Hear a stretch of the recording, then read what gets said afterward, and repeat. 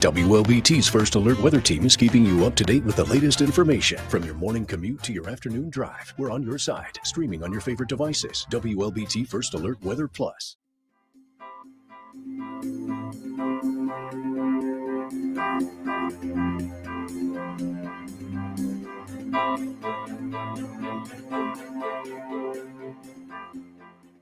WLBT's First Alert Weather Team is committed to your safety with 6 hours of continuous team coverage. This is a relentless storm, Dave. We're fortunate we all made it out alive. And our network of sky cams across the state alerting you to danger, bringing you live footage of tornadoes as they touch down in Wathau County. Look at this, Chase. Guys, look at that. This is ground zero almost. I mean, this is really hard to stomach, like I said. We take our commitment to being on your side seriously, and together, we're Mississippi Strong.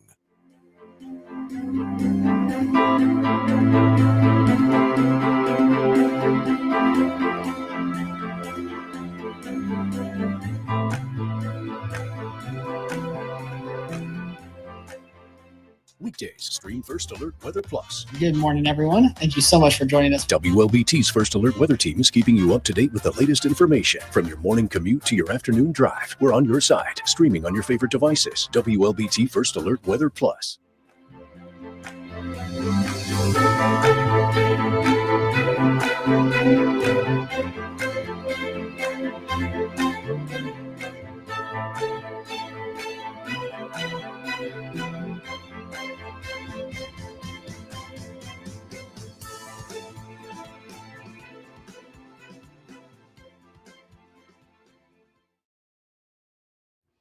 Hello.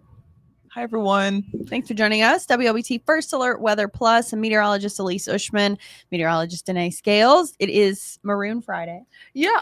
And this was a coincidence. We didn't even plan it out. Yeah. It just happened. We show up, we're in maroon, and it's Friday. So if anyone is an alumni of Mississippi State, they know that that was a big deal. But I'm not super partial. I have very close loved ones that went to Ole Miss too. I know we have all types of fans in the area. Yeah, we do. And, we're just trying to get a little spirit in the air. We got football coming up this weekend. Home game at State, home game at Southern. Yeah. If you're headed to either of those, looks like things are going to be pretty decent by that time. It is decent, I guess you could say, today, but it is hot. Yeah. It is a little bit overcast out there. I've been seeing clouds have been increasing. We have a cloud cover moving in. And you can definitely see that out here in Ridgeland as well. Not quite feeling like football weather yet, today at least. Temperatures are still in the 90s. That is going to change, though, later on in the weekend. But for this afternoon, we expect to warm into the mid-90s in the next couple of hours in many spots. It feels like we're in the 100s for several areas. So while we're going to reach a high of around 95, many spots, they feel much warmer than that already. Ugh. 101, Tragic. 102. Especially kind of the further north you go, the warmer it feels. Pretty muggy out there. We're at 100 degrees for our heat index in Jackson as well. So definitely hot weather. But the good news is that we do have changes on the way, but it's going to become after chances for showers and thunderstorms. So that's kind of the give and take almost. There's the pros and cons. We're getting lower temperatures, but it'll come at a cost. So this afternoon we're staying dry. It'll be very dry and warm. But especially as we head into the overnight hours, besides just stray showers possible this evening, we're going to see more widespread showers and storms around sunrise Saturday, moving into the westernmost counties between 5 and 6, kind of making it towards the I-55 corridor around 7 is what the models are indicating. Some strong gusts of wind possible with this. We don't expect any widespread cases of severe weather, though, but we are going to see, we'll wake up to some rainfall.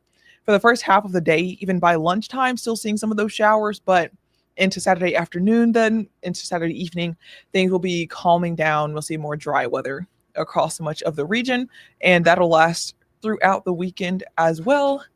But then I mentioned there's good news, the temperatures.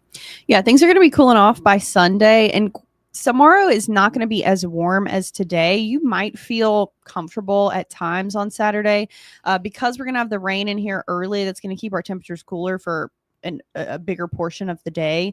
And then we'll probably still have some lingering clouds. Once the clouds break, it could still feel warm, but that dry air mass will be starting to move in. So you'll feel some changes in some places. It will take until Sunday for others.